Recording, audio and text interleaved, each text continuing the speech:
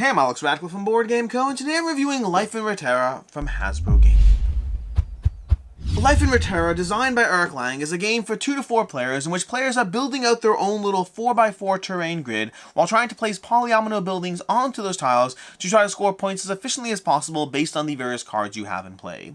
I know there's a lot, but it's actually not that complicated to get into.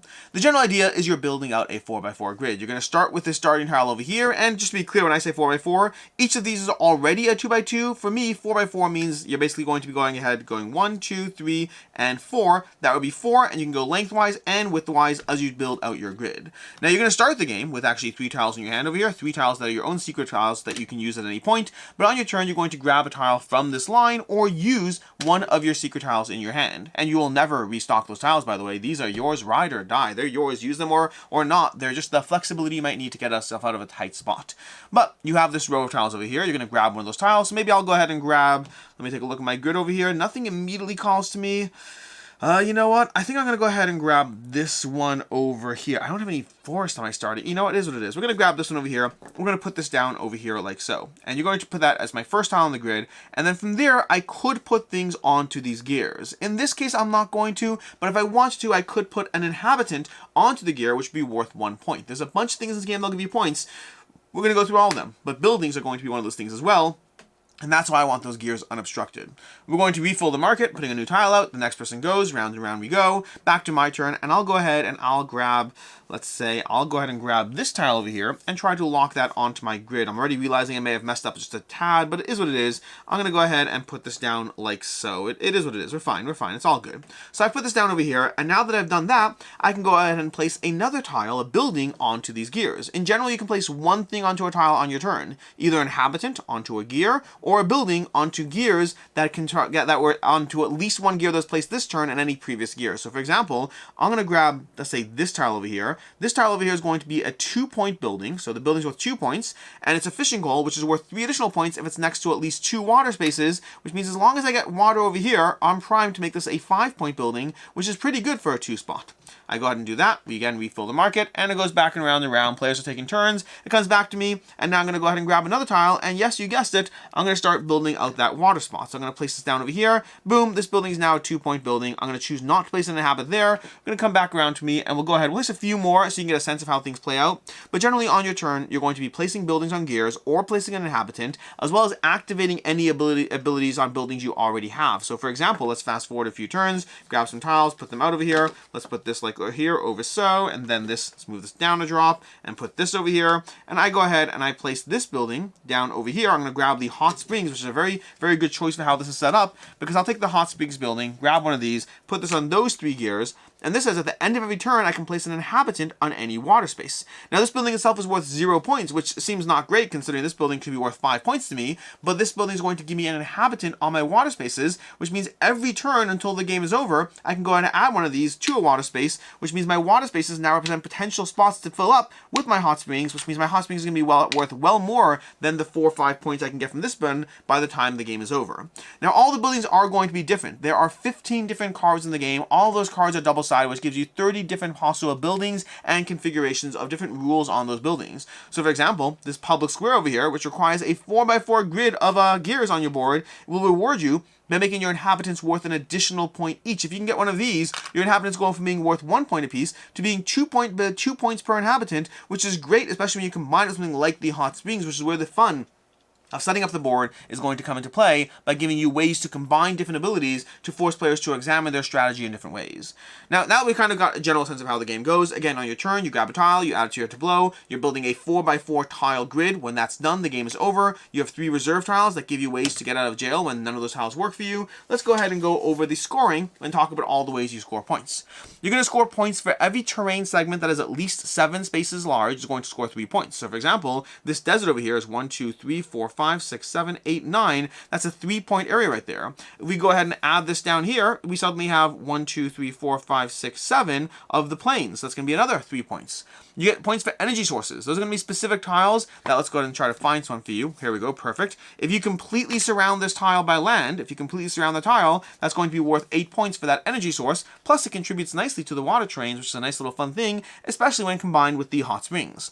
You're going to have relics, which is basically any of these icons over here, these 5 icons on the game board over here, those are all relics, and they're all worth a point each. In general, the type doesn't matter, but there are some buildings that will reference types, and types can matter, but for right now, they're just relics of a ancient civilization long gone with cell phones and soccer balls.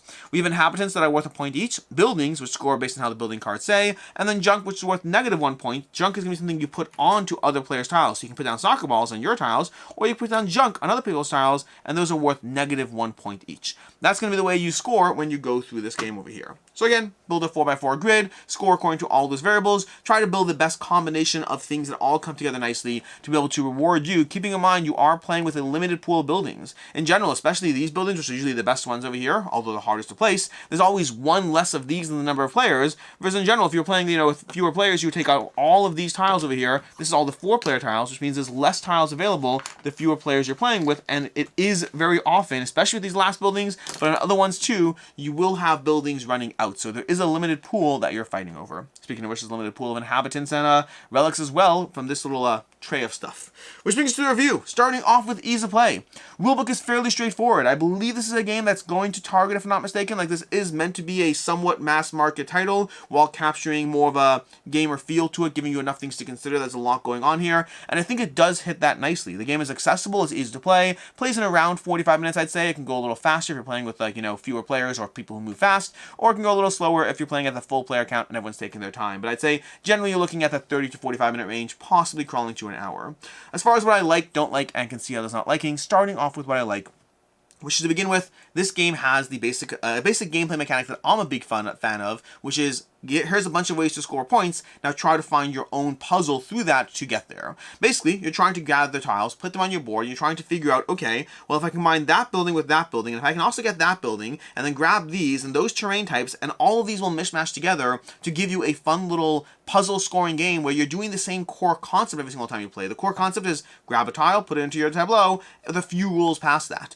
But you're trying to figure out what's your pathway towards scoring as many points as possible. Are you trying to get a bunch of these 2 buildings that you can make them worth 5 points apiece, because you also have these gardens over here? They're worth 3 additional points if they're on a terrain size of exactly 7. If you focus on building a lot of separate terrain sizes that are exactly 7 with the gardens, you can score 3 points for the size 7, 3 points extra for the garden. You can be scoring 8 points per terrain type. If you can get 5 or 6 of those, that's going to be like 60, 70 points right there, plus whatever else you get in the game.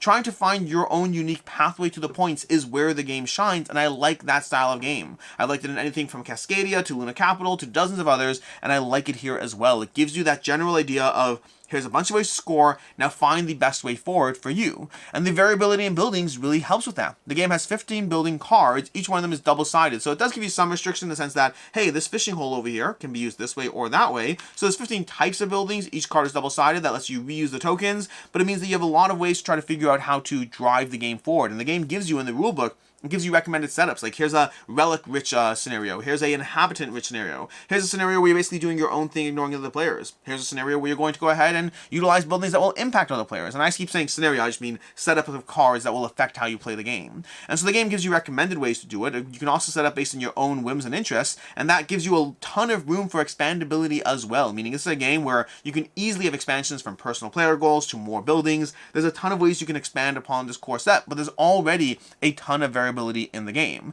It's a fast-moving game, it's easier to teach, it's easier to understand, it gives you all those things. It's just a very accessible game. The fact that you have 3 reserve tiles gives you a few get-out-of-jail-free cards. The fact that sometimes you're looking at the board and you're like, I don't have anything I can do, but wait, I've had these that I've been holding on to, because you don't want to use these too quickly. Don't use these just because you can. Use these when you otherwise can't. That's the best time to hold on to these, so you're never stuck with a dead turn. So overall, just a lot of things to consider in a fairly tight package of a game. As far as things I don't like in the game, first of all, I'll say that the tile quality is not the best. These are a little better, like these main tiles, but I'd say the polyomino tiles that you're placing onto your board, they feel very thin. It's not the end of the world, like I'm sure they'll hold up, but I feel like if I hold this too hard, it'll break. They're very flimsy. I wish the game would be, and obviously these things affect price point, and it's a mass market title. They're doing what they can to make it accessible. The tiles you're holding onto a lot more are more protected. They're a thicker card stock.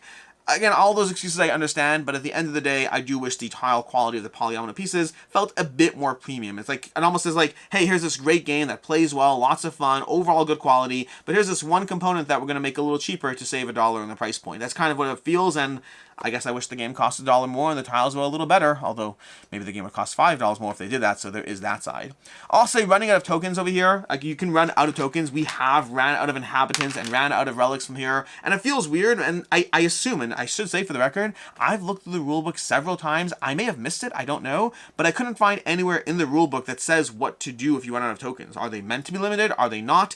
I've been playing with them as if they're limited because it doesn't say otherwise, and they are limited enough it feels like it could happen, but honestly, that is my least fun aspect of the game. Building a fun little engine of how to do things and then being like, oh, and now it all ran out. Yes, of course you could say that's part of the strategy, and it should be, but I guess that feels less fun to me. I don't know. So running out of tokens and components would be the other complaint. I think it's an intentional game design choice.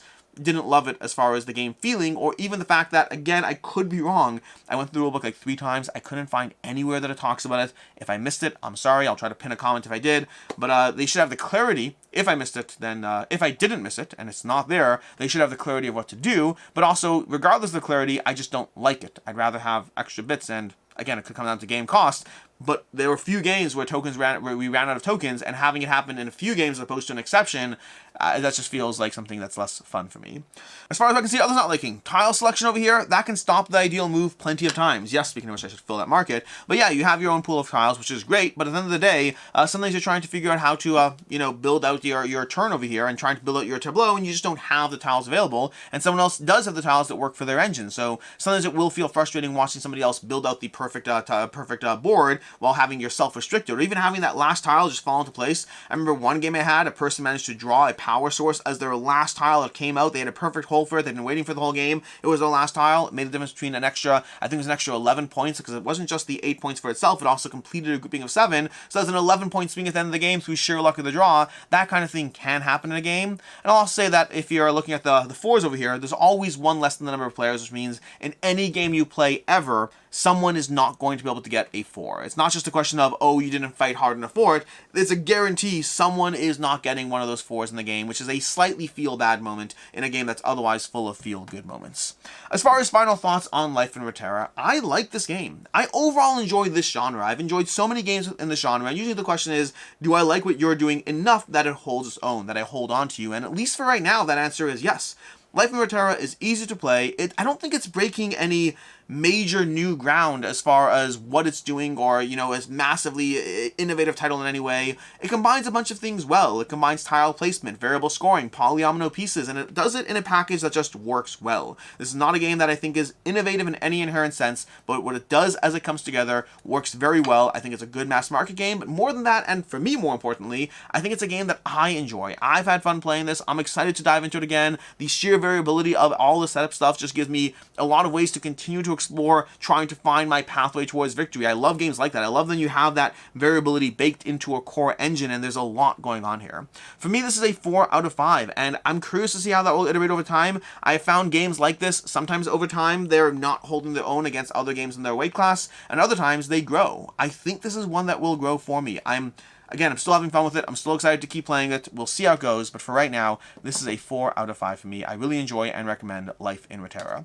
As far as other game recommendations, if you're looking for something a little bit lighter than this, or a lot lighter than this, but if you enjoy the core concept, but this is just too much scoring, I highly recommend checking out King Domino. It's a little lighter than I'm personally looking for, but if you just want to build out a fun little 5x5 grid of tiles and try to score points with less going on, that will have you covered. And if you want a game that has, well, more going on, I mentioned it already earlier in the video, but Luna Capital from Devere Games is another one of those games, a little less common, a little less well-known, games like Calico and Cascadia and whatnot, but a game that is tons of fun to go through and has that kind of try to figure out how to score as many points as possible with variable stuff going on in it.